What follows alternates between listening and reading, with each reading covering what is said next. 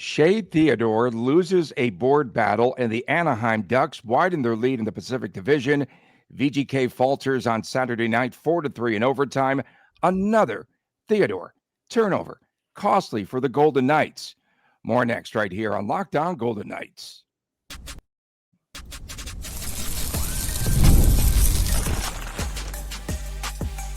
You're Locked On Golden Knights, your daily podcast on the Vegas Golden Knights, part of the Locked On Podcast Network, your team every day. From Las Vegas, welcome aboard Tony Cardasco and Chris Golick at the start of a new week. And welcome to Locked On Golden Knights, part of the Locked On Podcast Network, now the #1 sports podcast network. I'm a longtime sportscaster. Thank you. Thanks so much. Longtime sportscaster, marketing consultant, and the host of the Believe in Vegas podcast. And Chris is the owner of Silver State Cards and Sports, and also the host of the Hockey News Collectibles Show, starring the one and only Chris Golick. Ahead on today's show, a preview of the VGK Florida game tonight and our locks and picks. And you can now catch us each and every day, I might add, on the Silver State Sports and Entertainment Network. That is daily at 1 o'clock, Monday through Friday. SSSEN is the place to be. Cox Cable Channel 77, and also on YouTube TV. Today's episode brought to you by FanDuel. Download the FanDuel app today, and you could visit FanDuel.com and win $300 in bonus bets if your first $5 wager wins. Another costly turnover for Shea Theodore. Okay, I'm not going to mince too many words on today's show. I don't know how else you slice it, Chris. I mean, this is getting to be ridiculous. And I stayed till the end of the game, for crying out loud. He's given up so many pucks in key situations. After VGK charges back, they have that 3-1 deficit. They put a ton of pucks on net, and then they tie the game. They force it into overtime, and here we go. Shea Theodore loses yet another board battle or just coughs up the puck, and this time it's Jacob Trouba going 5-hole on Akira Schmid. The Ducks get the 2 points, 4-3 final Anaheim. It was in the final seconds of overtime. So let's start with some positives here. Depth scoring. That is a positive. Brett Howden, Caden Anaheim to win. Each get a goal, number one. And that's where the positive is going to end, obviously. Listen, depth scoring injuries are starting to hurt this Golden Knights team. Now William Karlsson has a mysterious injury that apparently he suffered during the interview. Maybe he stubbed a toe or something. I don't know. But there's a lot of concerns at the moment. And again, this is the broken record speech coming. The margins between winning and losing at the highest league in the world are incredibly slim. And a Brett Howden and Shea Theodore turnover not just cost the Golden Knights 1 point, but it also allows the Anaheim Ducks to have 1 point that they all arguably should not have had that game. Credit the Ducks. They played well. This is a fun Anaheim Ducks team, and I've talked a lot about my admiration, if you will, for the Montreal Canadiens and what they're doing out in the East. Anaheim Ducks are the West Coast version of the Canadiens, and the Golden Knights are going to have their hands full with the Pacific for the next few years, to say the least. William Karlsson, you talked about him, skated in the first period, had an assist on the Howden goal, did the interview at intermission, and then he didn't come back on the bench the rest of the game, now listed as day-to-day. So it doesn't seem as though he will be back tonight. Any truth that VGK will be calling up Adam the Robot to take his place? God. Sorry, of all things that I'm just sitting there in the start of the third period, and all of a sudden there's a robot cranking the siren. Robots what out is there going on around there? Drinks to people before the game. And that's great. Let's replace all of our workforce and then just rub it in their face. Ooh, go ahead. Ooh, there you go, Tony. That's spicy, Tony. I like that one. That's good. Listen, as far as what to take away from this game, what went well, I don't know. I mean, Schmid didn't play very well, and I'm seeing jerseys with the name Turnover and 27 below them. They're calling them Shea Turnover right now. Oh, beautiful. And beautiful. Yeah, I mean, now they know. The fans know. Go ahead. I'm using the troubled waters speech. Here it comes. This really feels like the troubled waters. So you're going to do the relax? Oh, wait. We're going to get a relax for the first time? No, troubled waters. Troubled waters. Troubled Okay. waters. But last year, this is about the time. I know it was a little bit earlier. I think when they started like the Canadian trip, I made the troubled waters comment. I feel like the Golden Knights rattled off like 19 out of like a possible 23 points or something. So VGK fans, you should be happy if I'm calling troubled waters right now. But the reality is, Mark Stone, William Karlsson, Aiden Hill. That's a pretty big deal right there as far as many key components to this team. We've seen what's happened to the power play in Mark Stone's absence. We've seen what might happen with the penalty kill in William Karlsson's absence. And we're finally starting to see some kinks in the goaltending armor.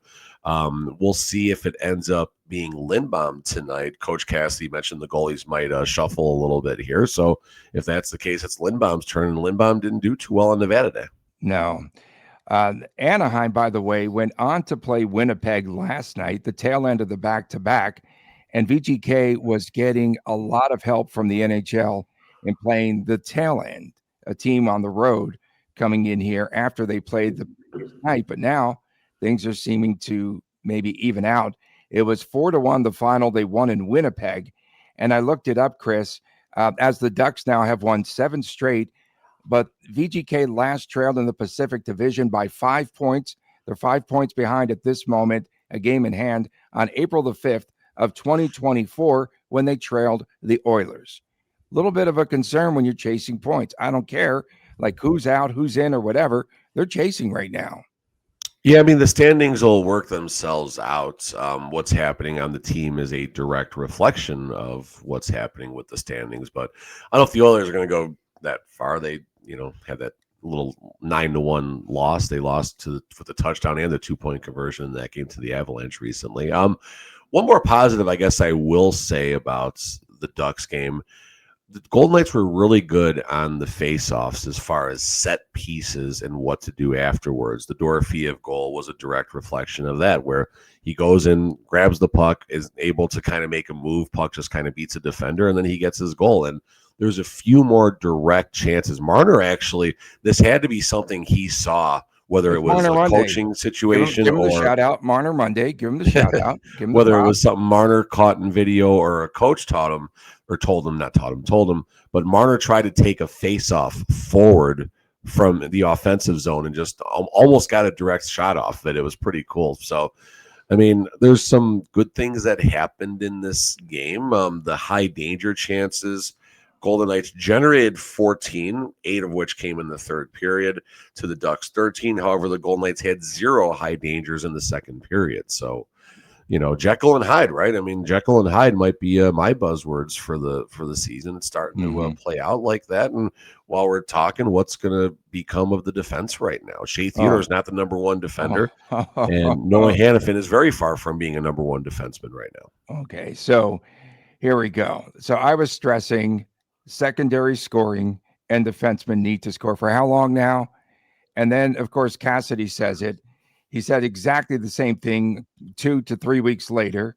And I'm driving home Saturday night on the post-game show, whoever that guy is. He says he believes the Golden Knights need secondary scoring and scoring from the defenseman. Oh, God, WTM. Like, I also had a suspicion. Ryan, the hockey guy should get some love. He's a good dude. He's a good dude. That was whack. That was bad. And it's just like, give it up. Okay, I said it. Cassidy said it. And now it's his opinion. I also had a suspicion that we could see Bruce Cassidy mix up the defensive pairings. It says that right here on this very show. So I tweeted it first. I tweeted so he puts Caden Korzak. Okay, so all right, maybe you get the edge because you stole it and you tweeted it out. That's official. It's like your Facebook official, bro. So he puts Caden Korzak together with Noah Hannafin, and Korzak scores the goal. So I'm really concerned about now you have White Cloud and Lazan in a pairing. I don't mind White Cloud and Lazan will be as a playing pairing. 8 minutes a game, maybe 6. I mean, listen, sometimes when you mix things up, you'll generate something. And I think what needs to happen is Shea Theodore should not be on the top pairing. Noah Hannafin needs to find a way, and you're not going to replace Alex Pietrangelo. When healthy, he was an incredibly special talent. But Noah Hannafin needs to do his best impersonation of Pietrangelo as best he can. Maybe we're talking, the big Elvis show at the old Barbary Coast, impersonating Elvis. Maybe that's as good as it's going to get. But still, Big Elvis. Big Elvis. There's a shout out we didn't think was coming today. No, I never thought that was not on my bingo card. Coming up next, we've got Flo Rida coming in tonight. The Panthers hobble into T-Mobile Arena. Things have gotten bad. They've gone from bad to worse for the two-time defending Cup champions, and they are just 1 point ahead of the Sabres in the battle of the basement in the Atlantic Division. We'll talk about it next, right here on Locked On Golden Knights. You just realized that your business needed to hire someone like yesterday. How can you find amazing candidates and fast? Just use Indeed. When it comes to hiring, Indeed is all you need. Stop struggling to get your job post seen on other sites. Indeed's sponsored jobs puts your post at the top of the page, and it helps you to reach the right candidates faster. I've been in a spot right here along with Chris, like we needed someone yesterday, and so the pressure is on. Every day without the right person is an absolute setback, and that's exactly when Indeed sponsored jobs come in handy. They make sure that your post is seen by the right candidates, and right now you can speed up your hiring process with a $75 sponsored job credit. That's right. Just go to Indeed.com/lockedon right now. Support our show, Locked On Golden Knights, by saying that you've heard about Indeed on this podcast. Terms and conditions apply. Hiring, Indeed, is all you need. Back on this edition of Locked On Golden Knights, Tony Cardasco, Chris Golick from Las Vegas. Appreciate you making us the #1 podcast network, your first listen every day. I did before we went to break, I did want to talk. I'm talking a lot today. Sorry, man. I cut you off a couple of times. My bad. I'm spicy at the start of this week. So I like the Golden Knights push in the third period, as did Bruce Cassidy. Yep. And I could have said that on the post-game show. I really like the push, but that was okay. In any event, he said that his team won chases. They were hard on the pucks against the younger players of the Ducks. VGK peppering Peter Mrazek in that game, who stood on his absolute head. Vesna, Peter Mrazek. Oh, my goodness, was he good. He had to turn away 36 of 39 shots. VGK 39 shots on goal. And in the third period, Chris, they outshot the Ducks 21-6. 21-6. And I thought that was the best push I've seen in a long time. And again, good things will happen if they continue to put pucks on net. But that was a wide open game, though. Anaheim's got to still do some things defensively. Yeah, no, that's all accurate. The push in that game was very, very good. The Golden Knights. I made the comment to the people around me. I said, watching this third period, it was a different game. The first and second period I thought were relatively boring, and if the third period would have matched the first and second period, it would have been one of the best games I've ever seen. So the Florida Panthers come in tonight. It was more bad news now the last couple of days, as they announced that Jonah Gadjevich will undergo surgery tomorrow for an upper body injury sustained in the game against VGK. This is going to get real spicy tonight, folks. So Gadjevich takes an elbow at the end of the game, and Paul Maurice said he will be out now for about 3 months. So I'm going to go back to the way that the game ended in Sunrise. I believe Gadjevich got elbowed by Zach Whitecloud. I think it was Whitecloud, either one of those two. And then AJ Greer came to his defense. And then we saw these two guys going at it, Whitecloud going at it with AJ Greer. And so tonight you have Whitecloud, I believe, with a target on his back. And if we go with the 2 fourth lines tonight opening up, gloves will be dropped on the opening faceoff. I really believe that there will be a message sent early in this game by the Florida Panthers. I don't think they liked the elbow. Where do you get hit? To the head? I can't recall. But in any event, remember the way that game ended. I think we see some carryover tonight. For sure. And if the Florida Panthers do feel something happen, and if Whitecloud knows he was at fault for that, hockey code is you answer the bell. You answer the bell. That's what you do. That's just part of the game. And if that's what Whitecloud needs to do, that's what Whitecloud needs to do. I think he did that when he injured Matthew Nyes of the Leafs last year, if I'm not mistaken, or maybe 2 years ago. That's just part of the game. So, yeah, he answered the bell and get in there, take a few, give a few, and then that's how both teams will put it past him. So out for the Panthers now in addition to Gadjevich and Noah Gregor on a PTO, I think is going to replace him or has been. Matthew Tkachuk is out. Alexander Barkov, Dmitry Kulikov, Tomas Nosek, and Gadjevich. Now, this team is a disaster. And again, fighting off last place in the Atlantic Division. This is, I'm trying to see if I can find the Gadjevich hit here. I'm on Twitter. I don't see anything. Listen, this is a mirror image of what the Golden Knights are starting to go through right now as well. Panthers come in as a, borderline Stanley Cup contender. I say borderline because it's just hard to keep winning in this league.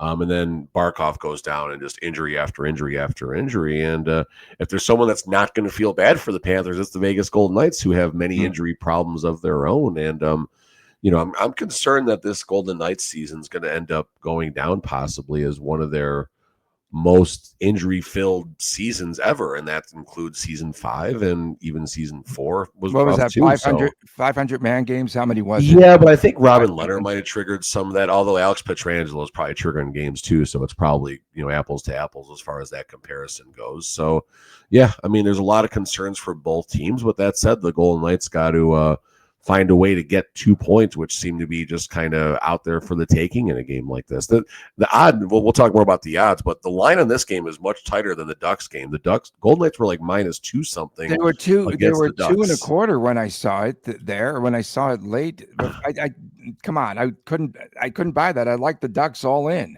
You got well, it's a close game, and then you got the Golden Knights -146 tonight. Like this feels like the -200 line tonight. Yeah, tonight does because they're limping in here, and Florida's just not playing good hockey. And again, all of those injuries. Will we see the Cole Schwindt tribute video tonight? Is that going to?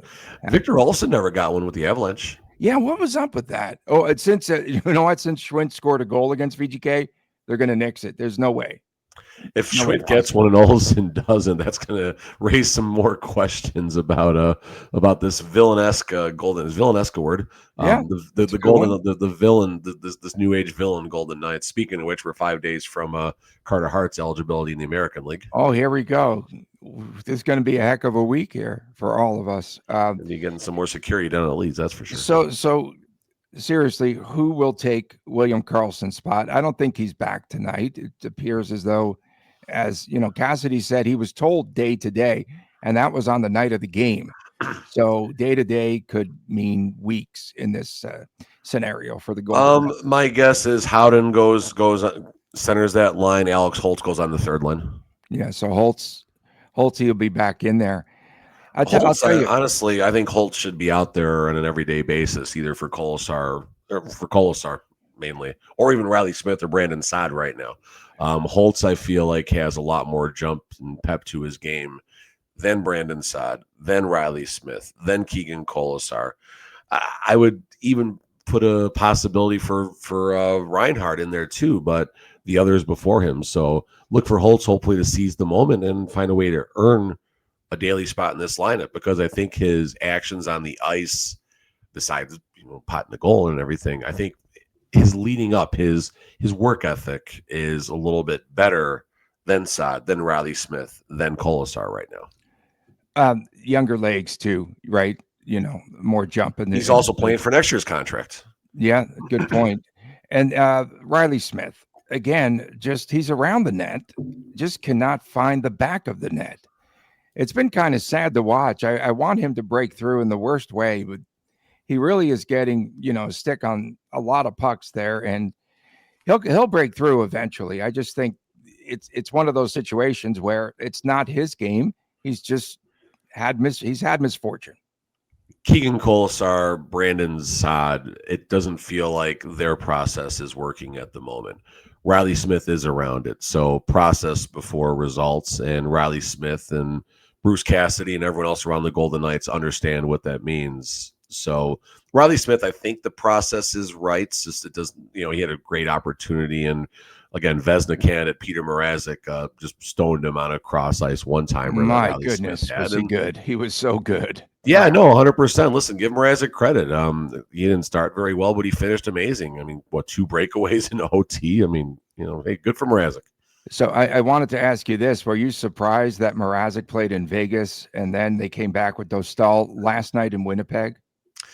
Joel Quenneville's got 3 Stanley Cups. He knows what he's doing, I guess. So I guess I'm not Evidently. surprised. Coming up next, we've got our locks, predictions, and chance on tonight's VGK game against Florida. Back with more right after this on Locked On Golden Knights. The NBA is so back, there's no better place to get into the action than at FanDuel, the official sports betting partner of the association.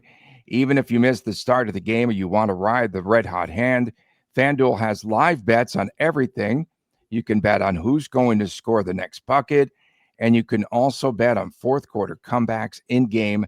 It is fast-paced. It's so much fun, and you can even combine all of your bets, your live bets, into a same-game parlay for a shot at a bigger payout. It keeps every game exciting. It really does, especially when your team's making that late push. And right now, FanDuel is giving new customers $300 in bonus bets when your first $5 bet wins. That's right. So head on over to FanDuel.com today.